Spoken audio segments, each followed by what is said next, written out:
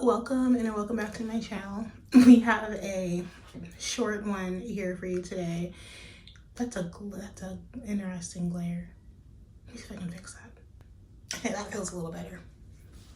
All right, so I'm Kayla and I want to start off by thanking you for being here.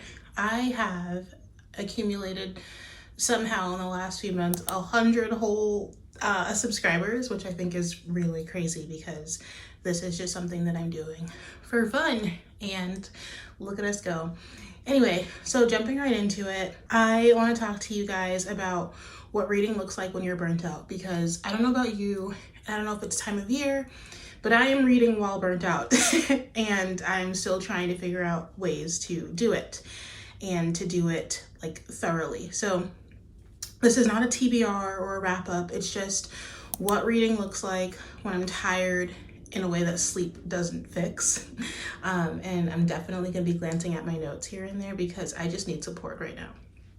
Okay, so when I am feeling burnt out, the things that change the most are I have a shorter attention span. So I have a hard time focusing in general, and when I'm burnt out, the focus just is even more lacking. And so that creates problems when you are an avid reader, when you like to read things that require a lot more attention, when you like poetry, when you like classics, when you like Toni Morrison or Ocean Vuong, and things that just require a bit deeper levels of contemplation to sort of like hang on to those metaphors and follow just the pathways that the author is setting up for the reader.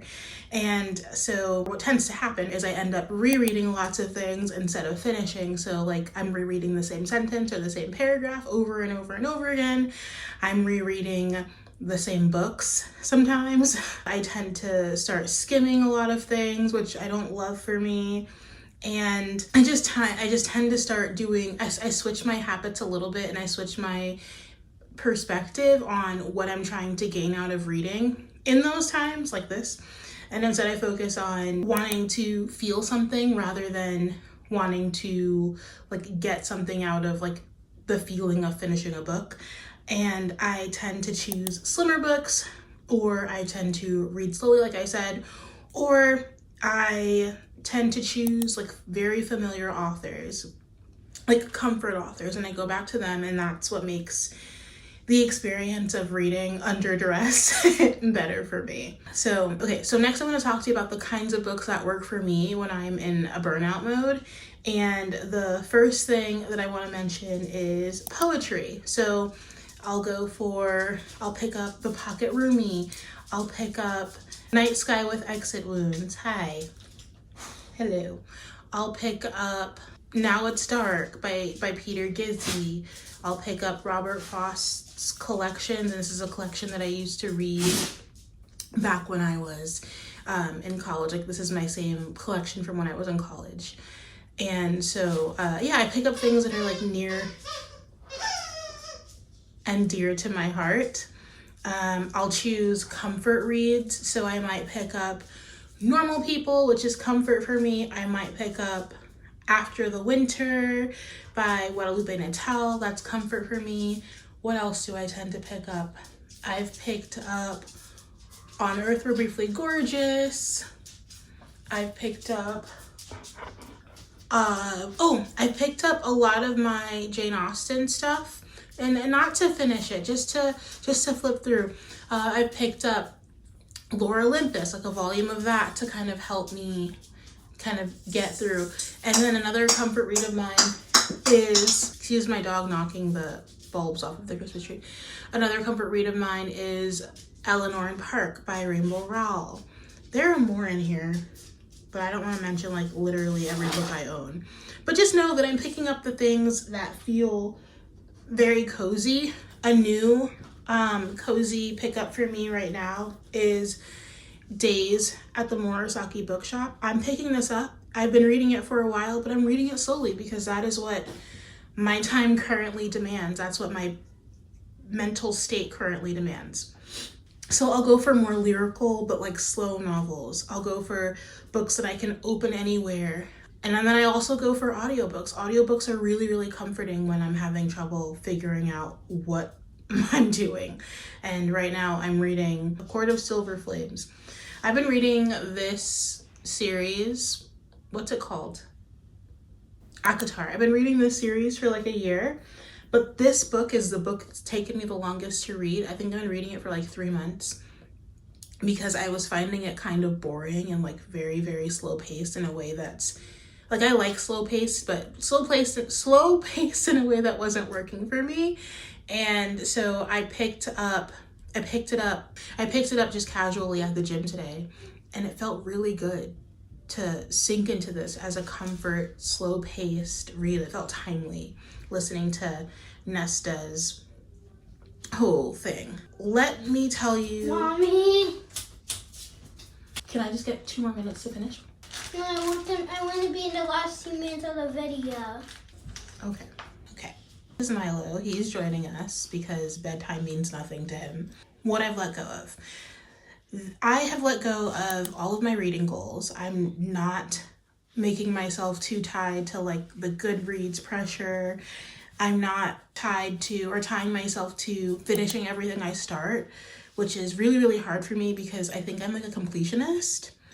I'm not making myself read quote unquote important books at all because guess what? It's just not possible to like wrap my head around that. Like it puts too much pressure on me, you know, to read a particular book or yes. And I'm definitely not keeping up with any book trends that are going on, any new releases, anything like that, because it just does not serve me right now. I'm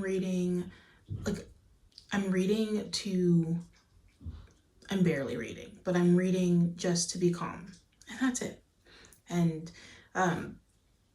so what that means instead is that reading becomes, instead of like this thing I'm striving for, it becomes, you know, a way to help me regulate myself. It becomes a way to ground myself. It becomes one of the tools that I'm using in repairing my identity as like somebody who, like this perfectionism thing I've got going, where it's like if I'm not reading, I'm this or that or the other, or if I'm not reading, then who am I? Or like it takes that off of the table, and it just gives me instead, reading gives me instead a place to just land softly and enjoy a story. Anyways, so I don't know why I decided to put this out there, but if reading for you looks different right now than it generally looks, and if you're not reaching goals that you set for yourself or arbitrary goals that somebody else set that don't really matter, it doesn't mean that you're failing at reading. It just means that you're just in a different season in the moment, and whether that season lasts a couple of days or a few weeks, which is usually what it is for me, or whether it lasts like quite a longer time and you just need to like soak in instead of, you know, achieve, like that's fine. If it looks different, it doesn't mean anything. It doesn't mean anything. It just means you're a person and things change. You're not expected to be the same person all the time. If you're not evolving, what the heck anyways, right? And so if reading still brings you joy, let it bring you joy. I know it still brings me joy, but if you need to slow down for a little while, slow down, and let that be okay. If you are feeling the burnout, or if you're feeling just incredibly excited to be reading, whatever it is, I want to know what's going on in your reading life. And so if you're dealing with burnout, let me know how you deal with burnout. And if you're dealing with just incredible bouts of motivation, let me know what's going on there too, because I'd like some of that. Yeah. Okay, well, that's it. So thanks so much for tuning in, and I am so grateful that you're here. Please like this video if you resonated at all, and please subscribe if you like it here, and what else? Comment.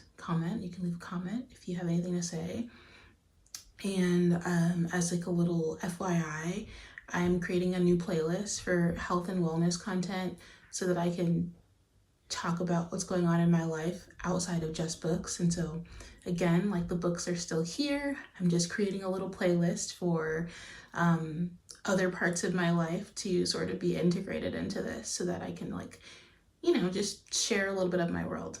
So if that's something that resonates with you guys, if you like health and wellness content, yay. If you don't, that's also fine. There are still books here. There will always be books here. Every single week there will be a book video. So thanks so much again for being here, and I'm looking forward to more videos, I guess. I don't know. But yeah, I'll see you in the next one.